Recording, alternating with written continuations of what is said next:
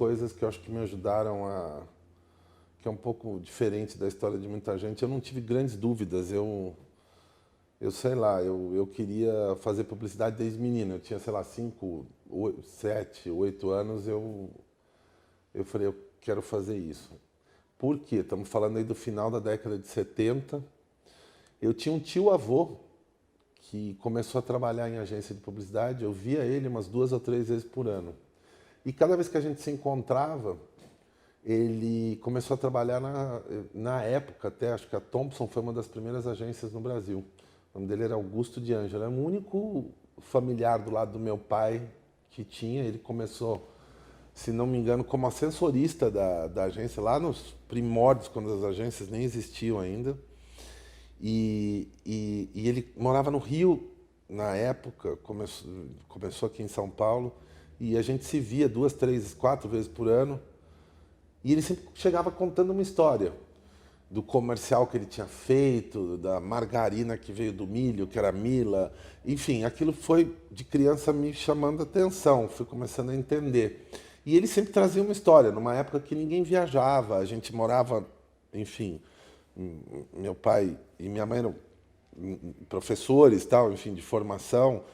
A gente não tinha acesso àquela coisa toda. E aquilo me chamou a atenção, então eu comecei a assistir televisão na época, olhando os comerciais, era uma coisa que me chamava a atenção.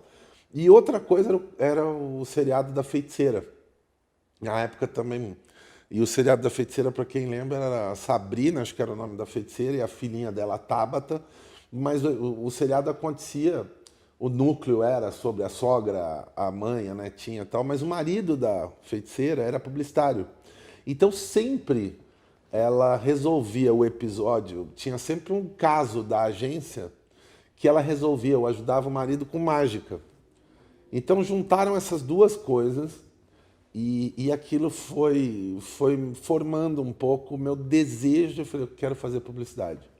Aí quando chegou na época de decidir o que fazer, estudava e tal, eu acabei prestando para publicidade, comunicação social e também administração. No final abracei a parte de comunicação, fiz SPM na época e comecei a estagiar com 17 anos. Comecei muito cedo, porque eu entrei na faculdade, eu falei, eu quero trabalhar.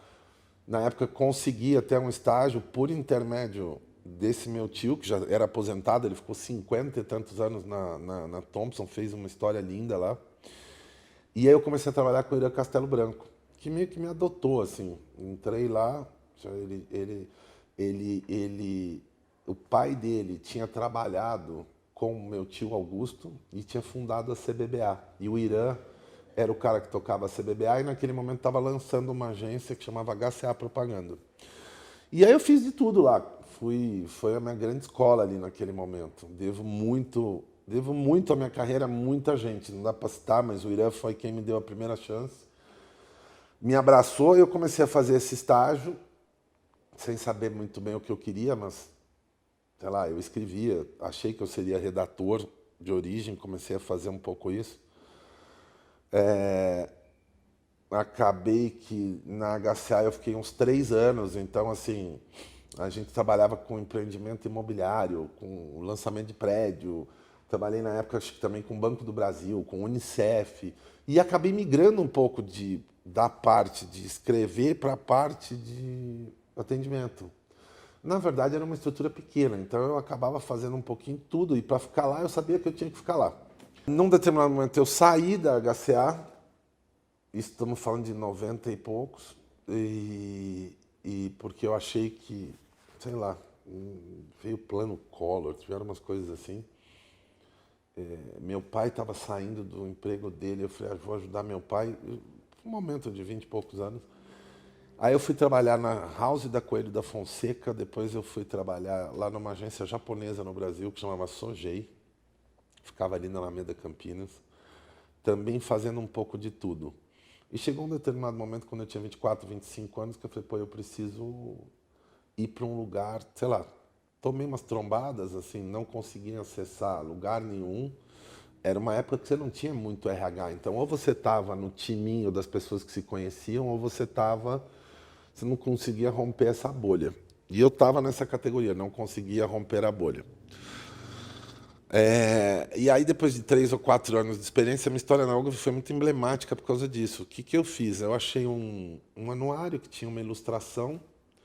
Na época, para dar contexto, não existia internet, telefone celular, estamos falando, né, quase a idade da pedra. E essa ilustração, e foi assim que eu entrei na Ogilvy, era uma ilustração onde tinham vários executivos tentando escalar o Pão de Açúcar, era um desenho, e tinha um bondinho aqui em cima, e no bondinho tinha um executivo dando tchau, chegando assim no topo, né? Aí eu falei, vou pensar num título aqui, nesse bonde sirvo até café, e no bondinho eu coloquei o nome de cada agência que eu queria trabalhar. Então botei lá umas 15 agências, peguei o anuário, vi quem eram as pessoas que mandavam nas agências, peguei lá todas as agências da época que vocês possam imaginar e mandei. Um lugar me ligou. Na época, a Standard Ogilvy, a Angélica Armentano, outra pessoa que eu sempre cito nessas horas, porque são pessoas que não tinham motivo para me dar uma chance. Eu me lembro que eu vim fazer a entrevista aqui com a Angélica, ela falou, olha, eu não sei, eu recebi esse currículo aqui, eu estou tentando contratar uma pessoa para atender a conta de Localiza, Seminovos Localiza, que basicamente eram vender os carros usados depois que eles saíam da locação. Na época, a Standard Ogilvy tinha esta conta. E foi muito interessante, porque você começa a entender como as coisas são, e a gente nunca tem as respostas prontas para nada, a gente tem que ir fazendo, né? Toda a minha experiência com o mercado imobiliário, toda a minha experiência de ter feito várias coisas foi o que me serviu muito naquele primeiro momento. Porque era uma conta, na época, não era uma conta que estava assim, que não tinha todo o apoio aqui. A Angélica estava precisando de uma pessoa porque a pessoa que trabalhava como, sei lá, diretora da conta estava saindo para casar, a outra estava em licença maternidade, ela não tinha ninguém. E ela falou, eu vi aqui, achei maluco isso que você fez. E eu que fiz uma abordagem assim para tentar furar a bolha e arrumar um estágio, eu acabei vindo parar aqui, na mesma posição que eu tinha lá, tipo executivo de contas nesta agência japonesa, e comecei a trabalhar com Localiza, e nessa época acabei fazendo tudo também. Acabava criando anúncio classificado, acabava produzindo comercial para vender o carro usado. Basicamente comecei fazendo classificado em jornal e filme de varejo para vender carro. E 6 meses depois isso chamou a atenção. Depois a Angélica saiu, foi para a DPZ, e esse trabalho com Localiza chamou a atenção da Iná. A Iná era uma vice-presidente, cuidava de Unilever aqui. Falou, esse moleque que está fazendo essas coisas aqui.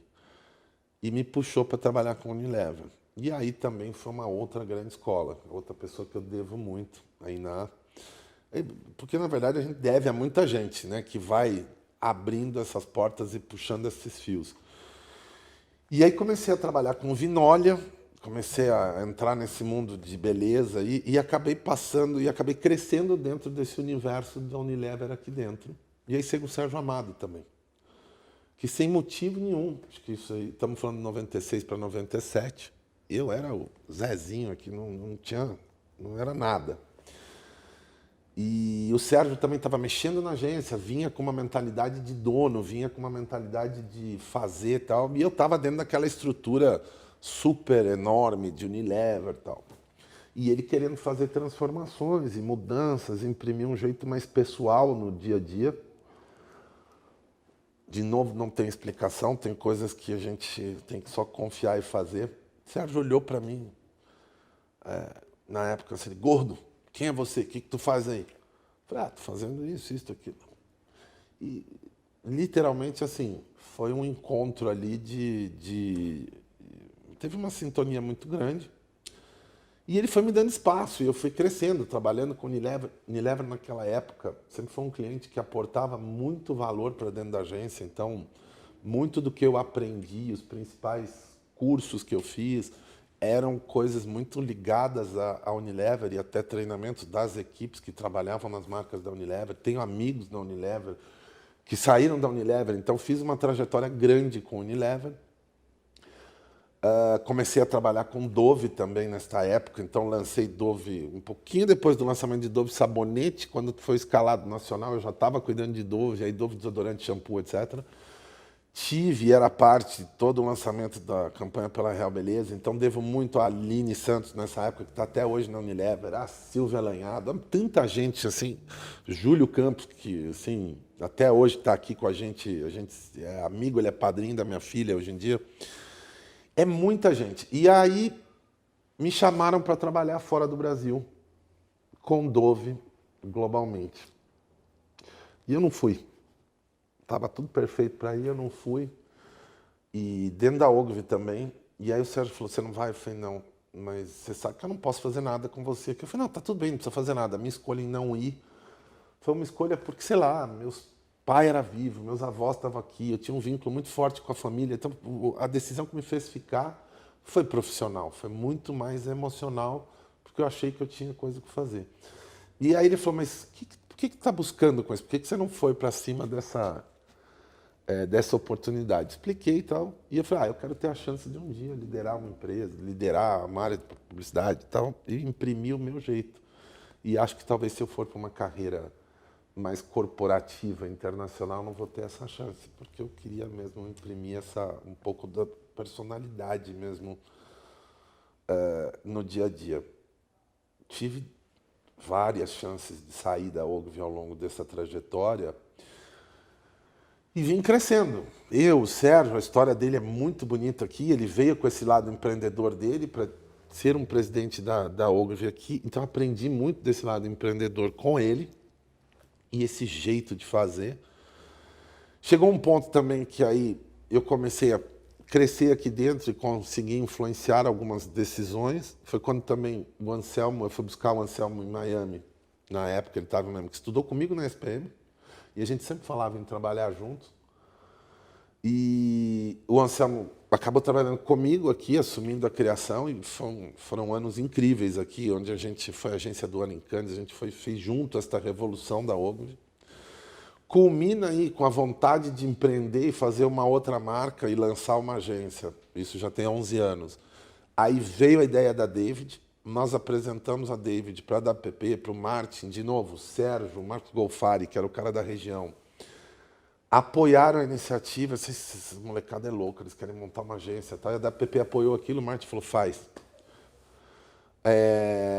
E aí eu começo uma história paralela também com o lançamento da David há 10 anos e mantendo minha posição aqui no grupo. A David é parte da WPP, é parte do Grupo Ogilvy hoje no mundo inteiro.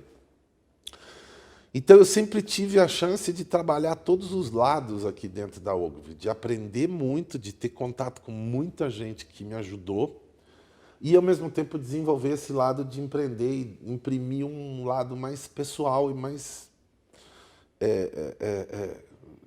dentro daquilo que eu queria colocar em prática, mesmo sendo uma multinacional. E sem contar a questão do David Ogilvy, né, que eu sempre cito muito, e para quem conhece a figura, tá tudo lá, tá tudo escrito lá.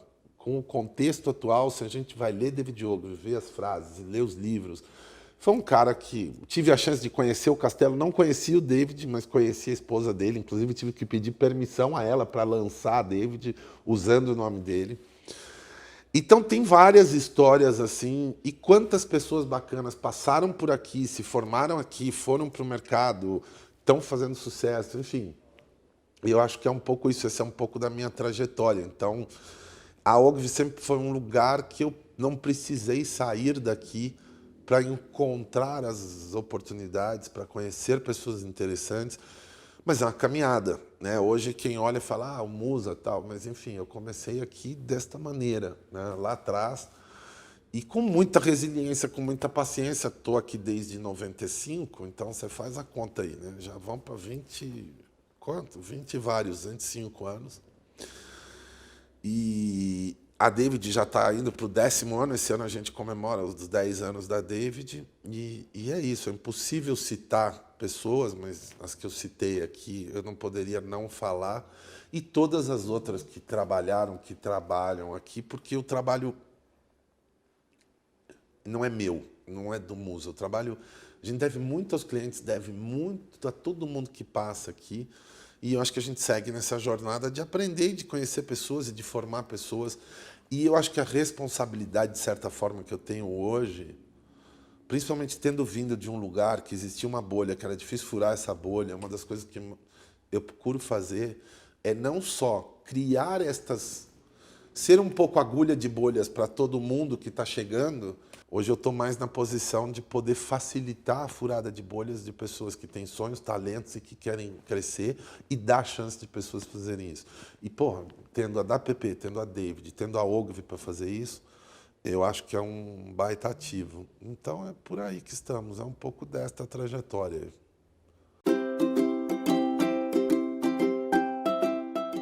Na minha vida começou sendo uma disciplina que a gente estudava na faculdade, que tinha um livro escrito lá e que a gente aprendia com regras estabelecidas. Então começa que o marketing hoje já não dá para escrever um livro, porque a gente está num mundo absolutamente dinâmico e que as regras mudam e que as verdades mudam a cada dia. Então começa por aí. Acho que uma outra coisa é a gente ter que defender que o marketing é sim uma coisa boa. Porque o marketing ele já teve conotações. Quando alguém fala isto é marketing, muitas vezes a pessoa está se referindo como isto não é verdade. E o papel do marketing é exatamente contar a história de uma empresa, é contar a história de uma pessoa desde que ela seja verdade. É mostrar o melhor que você tem e dividir aquilo. Então, hoje o marketing é prestar um serviço. Se você pensar numa marca, é o serviço que aquela marca presta para as pessoas, né? Então o marketing é tudo aquilo que você está prestando um serviço. Então ele não pode ser mentiroso, ele não pode ser fantasioso e ele conta uma história. Ele conta, ele tem o potencial de contar a história, de construir um propósito, de fazer com que uma empresa transforme alguma coisa, transforme a própria cultura. Então, para mim, o marketing ele é uma disciplina ou uma maneira de você entender e melhorar a sua própria jornada para mostrar ela para o mundo. O bom marketing é assim, não tem nada mais libertador que a verdade. Mesmo quando ela não for tão boa, porque quando ela... Então, se você tem que melhorar, faz o teu dever de casa aqui e vai contar, né? Eu também costumo dizer que é sobre pessoas, né? Eu acho que assim, quem trabalha em marketing, em comunicação, a gente precisa gostar de gente, a gente precisa entender o outro. E eu acho que tem uma coisa aí importante, porque entender o outro, entender a diferença do outro, entender como o outro se sente, entender... A palavra empatia está um pouco desgastada, mas eu acho que é este entendimento do outro que nos faz mudar, esse entendimento do outro que nos faz construir ponte com diferenças, esse entendimento do outro é que nos faz melhores. Então, o marketing, para mim, é isto. Então, a gente tem que tomar muito cuidado, primeiro, quando a gente tenta já logo conceituar alguma coisa, quando a gente logo tenta definir e escrever em pedra, porque hoje o marketing a gente faz e aprende ao mesmo dia, no mesmo tempo. O que me diferencia talvez de alguém que esteja começando não é o que eu sei sobre o marketing. Talvez é um pouco mais de experiência sobre as pessoas e da vida, porque estamos todos no lugar de saber que a gente está fazendo a história. Não dá para escrever um livro hoje. A hora que a gente for lançar, ele já ficou para trás. Agora, a gente pode escrever sobre as pessoas, o que mobiliza as pessoas, o que as pessoas buscam, sobre emoções, sobre sensações. Acho que isso não mudou na história da humanidade, né? Então, acho que o marketing é isso. Acho que essas são metodologias, ferramentas, mas nada mais é do que um olhar para uma história que você pode contar, de uma marca, de uma empresa, do que for, e uma história que converse com o outro. E que hoje, talvez marketing puro e simples, basicamente é um serviço que você está prestando e o que você está fazendo direito para as pessoas. Então, se você entender como serviço, é melhor ainda, né? Eu tenho uma frase que eu não sei quem disse, então não vou poder citar, mas assim, para falar sobre o futuro, faz bem hoje que te garante que você chegue em amanhã. Acho que o começo de tudo é isso. Para onde vai? Eu acho que assim, hoje a gente tem um volume enorme de informação, hoje a gente tem uma gama de possibilidades como a gente nunca teve na nossa indústria. Mas tudo é muito novo, tudo é muito recente. Então eu acho que a primeira coisa é a gente não ficar apegado às nossas próprias verdades, Não ficar apegado ao acerto, então errar numa escala pequena e acertar numa escala grande, experimentar. Ter esta humildade, é impossível se atualizar o tempo todo. Então, também trazer um olhar da diversidade, trazer um olhar de diferentes backgrounds e de diferentes pontos de vista, é fundamental. Então, eu volto ao ponto. Tem uma coisa para mim que é definitivo, que vai além, talvez duas, que vai além dos dados, além da tecnologia, além das possibilidades que a gente tem hoje. Uma é acreditar na criatividade, porque neste nosso negócio, o que nos diferencia é a criatividade.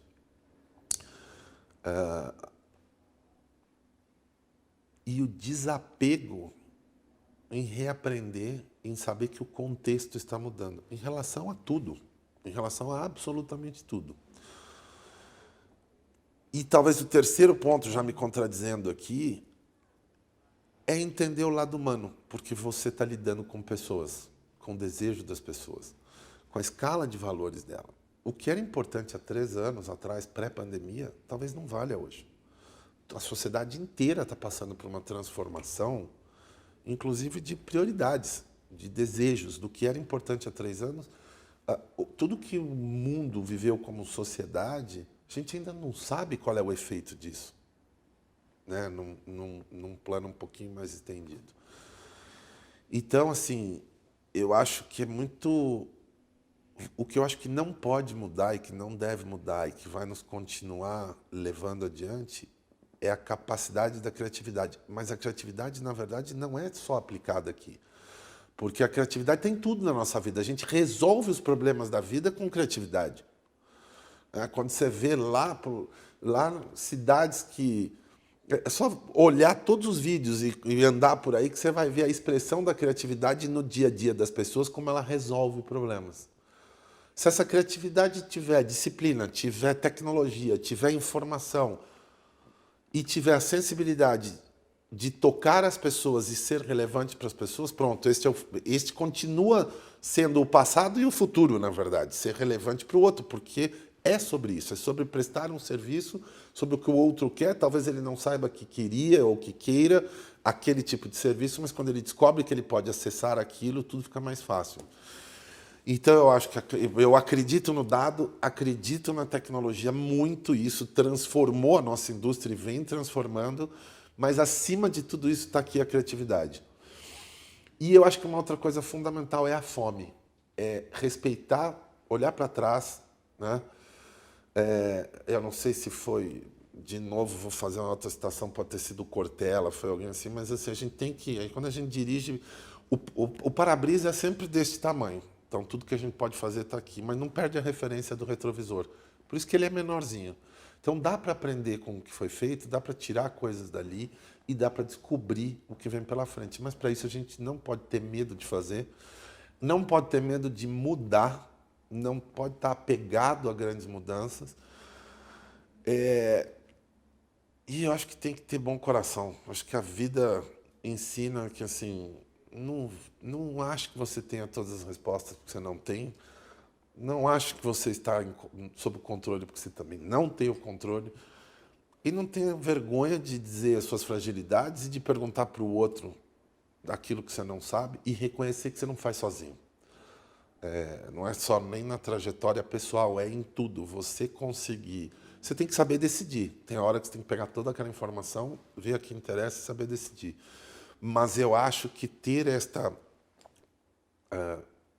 capacidade de trocar informação, de pegar opiniões diferentes, de aprender, de misturar aquilo, mas acreditando na criatividade. Porque senão a gente vai voltar para o meio aqui, vai voltar para um status quo comum e não vai evoluir.